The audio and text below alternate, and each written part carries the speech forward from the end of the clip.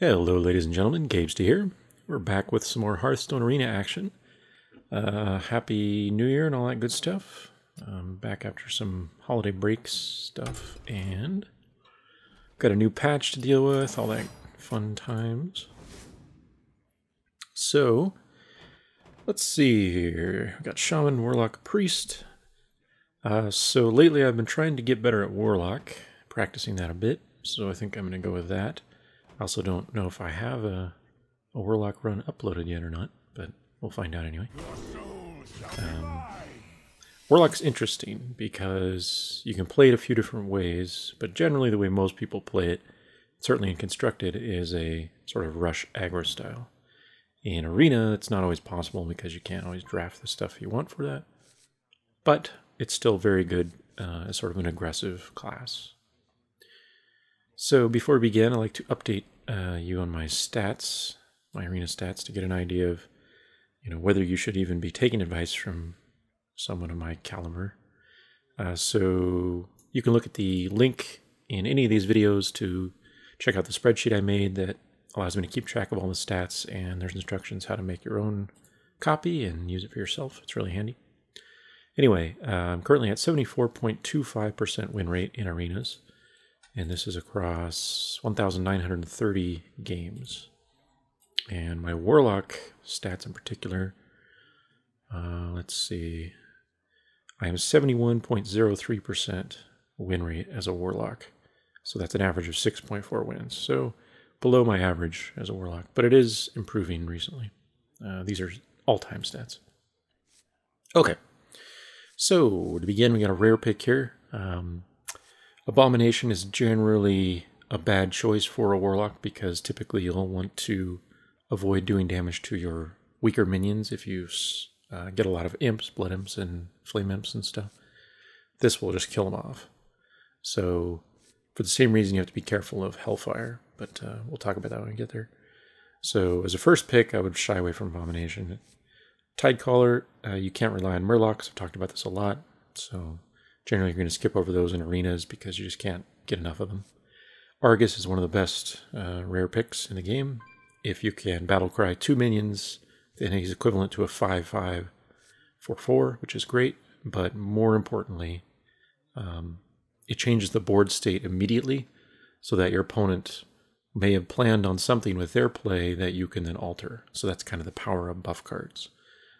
Argus, Shattered Sun Cleric, stuff like that, and Dark Iron Dwarf are particularly strong for Warlocks, Shamans, Paladins, things that have a lot of weak minions typically. Anyway, so Argus is great. We'll pick him. All right, next up, the weakest of these would be between, well, it depends really on your deck and how you're building it, but probably Frost Elemental is the weakest, just due to the stats. The freeze is pretty good. Sometimes you can get attack initiative by freezing their big guy and then you play yours. And it sort of acts like a pseudo stealth mechanic, but that's only if they have one big guy, which doesn't happen often. Razorfen Hunter is an okay 3-drop.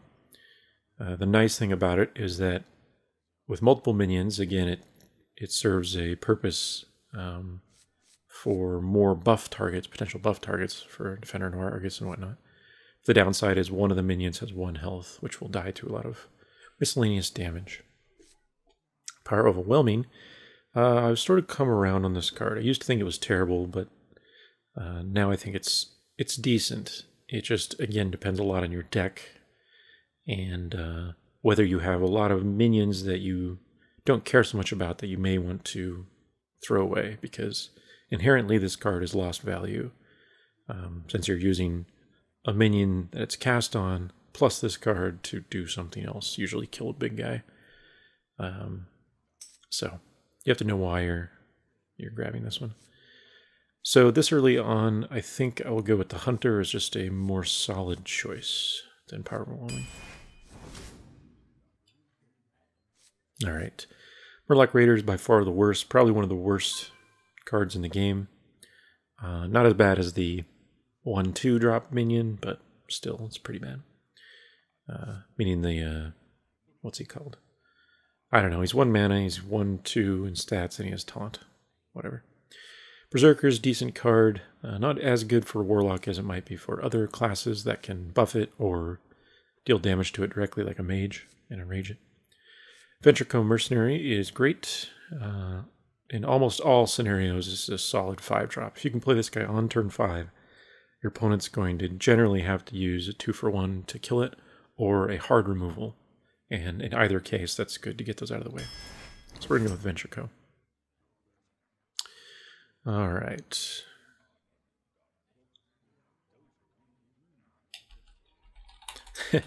My buddy's having trouble with Priest, it sounds like. Which happens. I've been there. All right, so next up, we have a few interesting choices. Here's Hellfire, which I talked about before. So you want to typically grab this card in your draft if you're playing more of a control Warlock style. So if you are deep into your draft, you don't have very many imps, low-cost minions, stuff like that, then you'll probably be playing more of a control style, and Hellfire is great for that. It's not as good as other board clears because it obviously damages your own stuff, but it's kind of an all-around solid card. It's a great finishing card since it deals damage to the hero as well. So even if you don't use it for board clear, you can use it as direct damage, and yeah, it's all right. Brewmaster, a decent 4-drop, 5/4. The battle cry is sometimes useful. Rocketeer, I'm not a fan of. Typically, I will avoid this card if possible. It's kind of like 5 damage for 6 mana that obeys attack rules, and that's kind of a poor conversion rate, considering most spells are better than that. So usually you want to avoid this card unless there's just nothing else better. So it's between Brewmaster and Hellfire. This early on, I don't think I can warrant Hellfire, even though I really like board clears. I think I would have to go with the minion in case I pick up some imps and get a more aggressive deck. Okay, so here we have Voidwalker. This is a very well-known card from World of Warcraft, of course, and not a very good 1-drop on his own right, but typically if you're playing this, it means you want to play something else along with it, or something to support it. So if you play this on 1 and then you demon fire it to buff it to a 3/5 on 2, when it can attack, that's pretty strong. If you play this and then coin out a Blood Imp, so it's a 1/4, it can't die to any 2-drop that the opponent plays, that's pretty good too. That kind of stuff. But it's on its own, it's not very great. Darkscale Healer is a really good 5-drop. I'm quite a big fan of her, especially as a Warlock, where healing is kind of paramount. And then Scarlet Crusader is also really good. So of these, Scarlet Crusader is probably the best. She almost always gets 2-for-1. Otherwise, she at least requires 2 sources of damage usually without a silence, which is almost as good as a 2-for-1. So even if you're playing an opponent that can do 1 damage with their hero, such as a mage, they'll spend typically 2 mana to drop the Divine Shield and then use a minion, whatever they have around, to finish it off. So that's pretty good value for her. Typically even think of her as costing the opponent an extra 2 mana or an extra card in most cases. So we're going to grab her. Alrighty, so here we got the Flame Imp that I talked about. This is a very well-known card. Recently got slightly nerfed to do 3 damage to the hero on Battlecry instead of 2. But it's still pretty strong. It's just, you have to be a little careful about your damage intake. So, consider if you coin out 2 of these on the first turn, you're already down to 24 health, which is pretty severe. Berserker, we talked about. Summoning Portal's an interesting card, but typically not great. This is kind of a card that you'd want to play if you had either a huge card advantage on your opponent, so you just have massive cards in your hand, or you're planning to play stronger minions, higher mana cost minions, and you don't have any threats against you on the board. So, since this is kind of on its own pretty weak, you can't do anything, you have to plan ahead an extra turn, which is difficult to do. So typically I would shy away from grabbing a Summoning Portal unless you have a very explicit constructed deck already, and you kind of know why you're picking it. So I'll go Flame Imp. He is really good early game presence. Okay. So here we have subpar 2, but not a terrible one, Blood Cell Raider. We won't have any weapons unless we happen to get Jiraxis, which is unlikely. So typically she's just going to be a plain 2/3 for 2, which is not great because a 3-drop will kill her for free. Most 3-drops will have 3 health. Farseer suffers kind of the same issue, but he costs 1 more mana, so he's even worse. This guy is just generally a bad card. And then Rocketeer we talked about. So between the Raider and the Rocketeer, I think I'll lean toward the Raider since we don't have any 2s right now. Of course, we don't have any 6s, but we're going to want some more early game as a Warlock since we're typically using 2 mana for life tap pretty frequently. Okay. Geomancer is a really cheap, efficient form of spell damage if you're into that sort of thing. We probably won't need it, and we certainly don't have any spells right now, so we're going to skip this guy, but if you need that in your draft, he's a good way to get it. Magi is also a good way to get spell damage, and in fact I prefer the Magi to the Geomancer because there are a lot of 2-drops that have 3 health, such as the Raider, that this guy would die to, but 4-drops with 5 health are not as common. Most 4-drops have 4 health or less, you know. So the Magi is good enough to trade with those, and his stats are 4/4 for 4, which is fine, gives you spell damage. And then the Fen Creeper is a decent card, not great. He's kind of the weaker Senjin Shieldmaster. So I'm going to go with the Magi over the Fen Creeper here, in case we get some spells. Okay, some interesting picks here. Engineer is a very popular card in Constructed, and not bad in Arena either. She's particularly good if you have buff cards, like the Arius, Scarlet, what's her name? I forgot already. I'm bad. Anyway, but by herself, played on 2, she's typically not going to trade 1-for-1 with a 2-drop of the opponents, since her stats are weak. However, she doesn't lose card advantage, so it's kind of a free minion for 2 mana. Is the way to look at it. We talked about Ventrico, and then Stormwind Champion. Great late game card. Has a fair bit of synergy with Paladin, Shaman, and again, sometimes Warlock if we play a lot of weak minions. But we don't have a lot of weak minions yet. We may get some.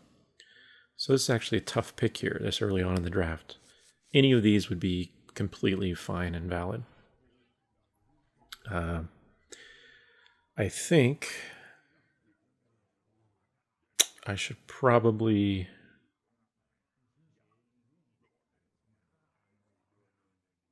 lean toward the Stormwind Champion as a potential late game card, since I don't have anything except a Ventrico right now. So we'll go with him. Ah, bummer. Alright, so Young Priestess is a pretty common card in Constructed Warlock decks because she synergizes well with all these weak, 1 mana imps, gives them health and all that good stuff. But in Arena, it's tough to make good use of her. There are a lot of heroes that will do 1 damage, and she's just kind of a free card for them.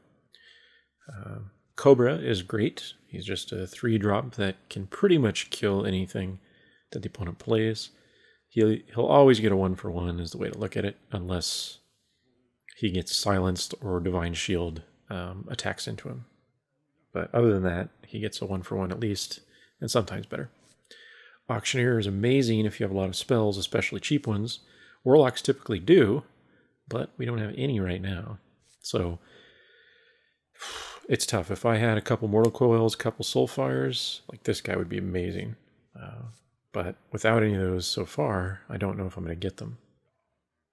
So it's a gamble whether I grab this guy and risk it early on, or if I go for a stronger card, which is the Cobra here. I think I'm going to take a gamble and go with the Auctioneer and hope that we get some spells, which is probably the incorrect way to go, but we do have 2 3-drops already. Yeah. We gotta have something that, sets our deck apart, because right now there's nothing special about it. It's just a bunch of minions. Okay, so Fen Creeper again, Power of Omen again, Berserker. We haven't seen him. Not so great for a Warlock. Typically you want something that's a little more aggressive. This guy generally takes an extra turn to kind of wind up into full potential. So he usually won't die on the turn you play him, but he has to attack into something or take some damage, and then he can go to town. So usually shy away from this as a Warlock. It's better for other classes. So I'm going to go with Power Overwhelming. I talked about why this can be a useful card before, but, you know, used on the board from our Razorfen Hunter, for example, or just in conjunction with an Auctioneer. Draw the card back would be great. Ah, okay, here we go. So Succubus is one of the worst Warlock cards, in my opinion. And the main reason for that is that it's innately card disadvantage for you. So you play her and you're already down a card because you discard an extra one. So the only way that that's not the case is if your hand is empty. And at that point, you know, who cares if you're playing a 2-drop with nothing on the board, or nothing in your hand, rather. That generally means that it's late game or mid game at best. And she's not really giving you the strength that she otherwise would. So usually this card is pretty poor, and you shouldn't draft her ever. Cult Master is really strong, one of my favorite card draw minions. I typically will draft the first one of these I see in every arena, no matter what my class. Unless my mana curve just doesn't allow it at all. And then we talked about the healer as well. So healer is good. I would like to get some healing, but I already have 2 5s, plus Cult Master is so strong. Even though we have a lot of 4s, we'll probably not play him on 4 unless we have something good to trade. But generally he will refund the card that you got, or that you traded. So at least he's generally a 2-for-1 is the way to look at him. Alright, finally we see our first Blood Imp. These are kind of auto-pick cards as a draft Warlock. You should almost always get this if you see it. There are exceptions, but few and far between. Sense Demons is pretty weak in most cases unless you just have an exceptionally high number of demons in your draft, which is not common.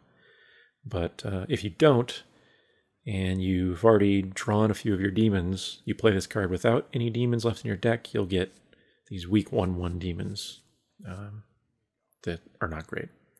So Dark Iron Dwarf is also really good, especially again for Warlocks, but we have to go with Blood Imp. It's just a staple card. It gives us a lot of advantage if we can get it out early and prevent a lot of our minions from dying where they otherwise would not. Aha, here's the Footman I was thinking of before.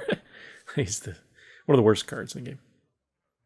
Okay, so between Frost Elemental and Priestess, now the stats would say that Frost Elemental is superior, and usually I would pick him. But in the case of being a Warlock, I'm going to lean toward the Priestess simply because of the healing. So she will effectively cancel out 2 life taps worth of damage to ourselves, which will allow us to maintain better board presence overall. And I think that that trade-off is worth 1 less health on her and the loss of a freeze. So neither of these are great cards, but in this case, I think she's the best. All right, so here we have Magma Rager and Wolf Rider. So Wolf Rider is pretty good, 3 damage for 3 mana. Oftentimes this will be very useful for removal, early game especially. Magma Rager, very bad. 1 health, just you can't keep him alive. Now, as a Warlock with a Blood Imp out, this guy has 2 health, and that's a lot better. A lot of hero powers that can do 1, can't deal with it, but he's still a bad card. You shouldn't really draft him ever. So again, automatic pick, Blood Imp pretty much. We'll go with the second. Aha, okay. Here we have a Bluegill Warrior. More charge minions, 2 damage this time for 2 mana. Again, a decent card to pick up. Raid Leader, not so great. A lot of people will pick this card up and think it's amazing, but in truth, you're better off getting the, what's he called? The Wolf, that's 2/2 for 2 and gives adjacent minions 1 attack. Because typically early game, you don't have that many minions out. That Raid Leader would give more benefit to you than the Wolf would anyway. And as a 2/2 for 2, the Wolf is a lot better than a 2/2 for 3. So usually this card is pretty weak. Mortal Coil is actually quite good. I wouldn't say it's great, but it's always a free finishing move, basically, when you can use it. Sometimes it's a dead card in your hand, but it works really well with a lot of other mechanics, like the Gadgetzan Auctioneer that we picked up. So we'll grab it. There are just, I find, especially in arenas, many situations where opponents will not play around this card because they just can't rely on it. And since you're not a hero that can innately do 1 damage, they won't think about it as much, whereas if you're a mage, they would think about it more. So very often you'll get a finishing move on something that you otherwise wouldn't. Okay, so we have seen all these cards before, so it's going to come down to just the best of the best and the mana curve. I think it's probably smartest with what we've drafted so far to lean toward the Flame Imp and really push this into an aggressive style. So we'd have 2 Flame Imps, 2 Blood Imps, and that would give us a lot of early game low-cost drops. And then just pretty much try to avoid anything higher from this point on unless it's amazing. Stick with the 1s, 2s, and 3s from then on. And hope we get some more spells. So I think that's the route. And this is kind of one of those things. Once you get into your draft a bit, you'll kind of see how the deck is shaping up. And then you take that, that sort of outline of what the deck's becoming and try to finish it off in that same vein so that you're not fighting against yourself, essentially. So since this seems like it's getting pretty aggressive with these imps, we're just going to keep building it in that vein. Okay, so Voidwalker, again, we talked about him before. Regular, we talked about Loot Order. Quite a good 2-drop. He typically can trade with 3 2-drops. If the opponent can do 1 damage with their hero, he's not as good, but since he draws a card on Death Rattle, you don't lose any card disadvantage that way, and they'll spend their turn. So worst case is you play this on 2, and then they spend 2 mana and waste their turn, usually, to take care of it, and then you just push the game further. And as a Warlock, we will have a lot of stuff we can play for less mana than the opponent, usually. So this card's pretty good there. Okay. Succubus, I talked about as terrible. Cult Master, we talked about, and we have 1. I usually try to avoid 2 of these, because you can get in situations where you don't want to play the Cult Master as just a 4-drop without anything else on the board. You kind of want to play him when you're trading something. And if you don't have something to trade out, and you're just stuck with 2 Cult Masters in your hand, it's pretty shitty. So one of them's typically good enough.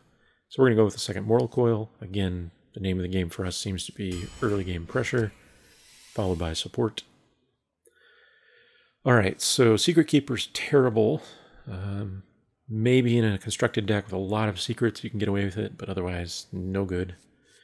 Abomination we talked about, and this is very early game, so he would destroy more of our stuff than the opponents probably. So we're going to go with Siphon Soul. It's a good support card for this deck because we have so much aggression sort of going on. This will be a good way to deal with late game massive drops that the opponent might drop. Okay, so while this is an early deck, Shield Bearer is too terrible to even consider. So, cannot pick him. So, Lord of the Arena is too high-end. Again, we want to try to avoid late-game stuff at this point. Try to get more 2s, 3s, and 4s. So we're going to go with the Brewmaster. Stuff that we might want to return to our hand to play again would be the Priestess, the Defender, maybe the Razorfen and the Crusader. That's probably it. So not a lot of stuff. We already have 1 Brewmaster, which can be a bad situation, but still the best of those choices. Okay. So it's a tough pick between these 3. Do I want to go with the Engineer that would push us more to draw more cards? Or do I want to go with the stronger Crusader minion? Since I only have 2 actual 2-drops, even though I have a lot of 1s, I think I'm going to lean toward the Engineer. Well, of course I only have 2 3-drops as well. But the Engineer would draw us a card immediately, so even if we get her mid or late game, we can just draw her, play her, and then usually play the card we draw as well. So we'll grab her. She may be good fodder for something like Power Overwhelming as well. Okay, finally another spell, this time removal.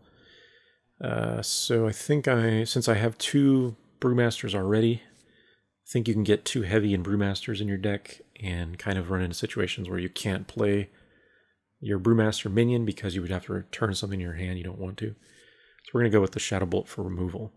It's pretty efficient removal spell. It'll work great with the Auctioneer, hopefully. And unfortunately, it's not a Soulfire. I would like some of those, but, you know, beggars can't be choosers. Alright, so we got a Harpy, Sense Demons, Mortal Coil. How many demons do we have? 1, 2, 3, 4, I think, is all. Yeah, so not enough demons still for Sense Demons. Harpy is too high-end and not good enough to warrant it. If this was an extremely good high-end minion, I might consider it, but it's not. So we're going to go with third Mortal Coil, which is a little excessive, I'll be honest.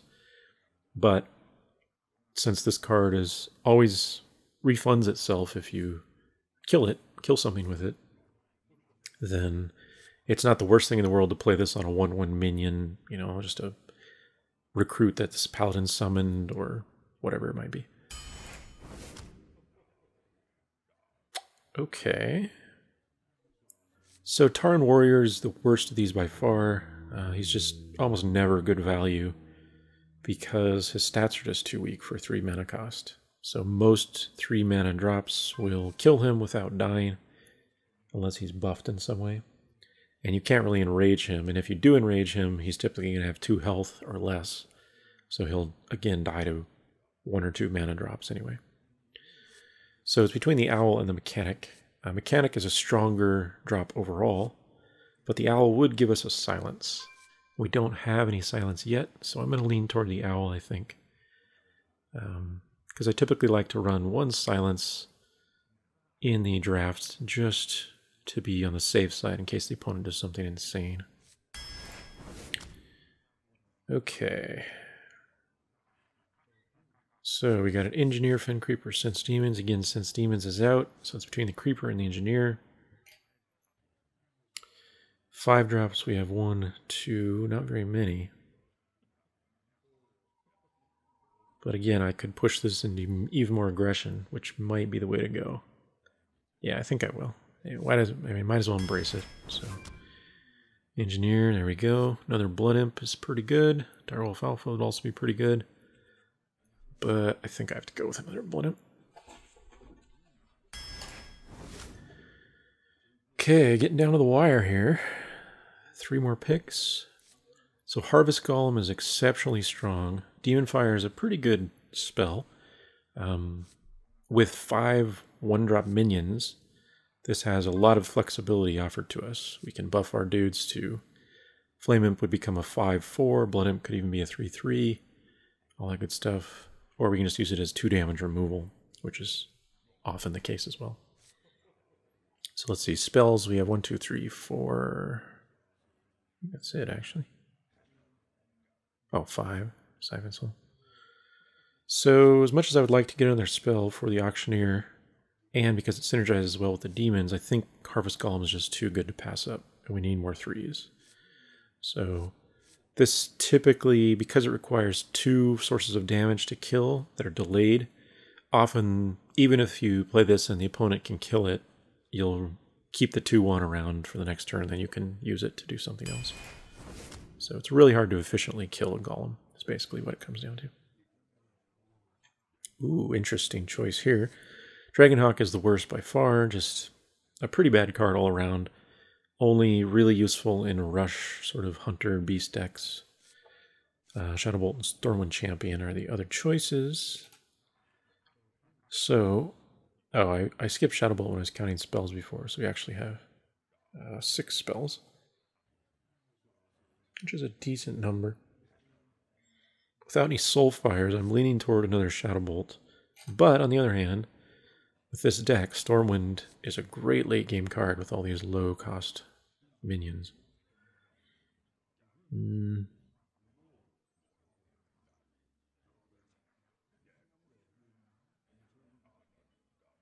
Yeah, I think I'll go Stormwind number 2. Okay, last pick.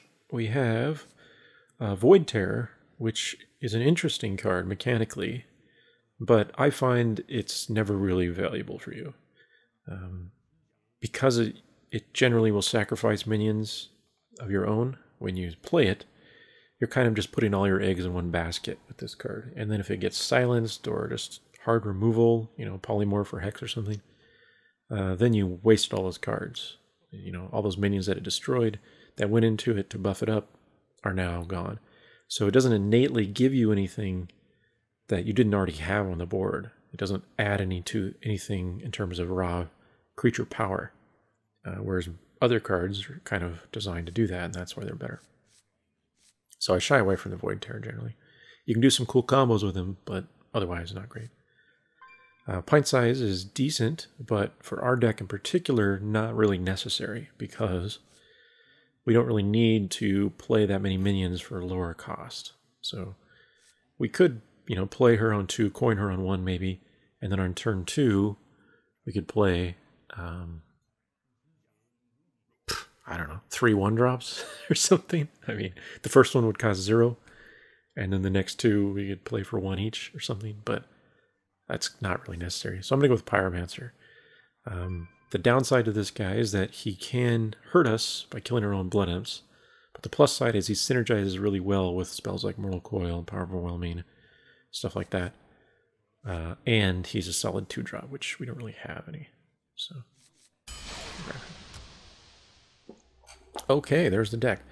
So look at that mana curve. I mean, that's about as extreme as you can get. So this is going to be super aggressive. And I'll be honest, I don't know if I'm going to be able to pull it off because I don't really play this style very much. I very much play a control style Hearthstone. But this is the sort of the way that Warlock is being played and dominating the constructed side of things lately. So hopefully I can translate that a bit into Arena. We'll see though. And boy, was that a lot of talking. Takes a while to go through the draft to explain everything, but, you know, hopefully it helps.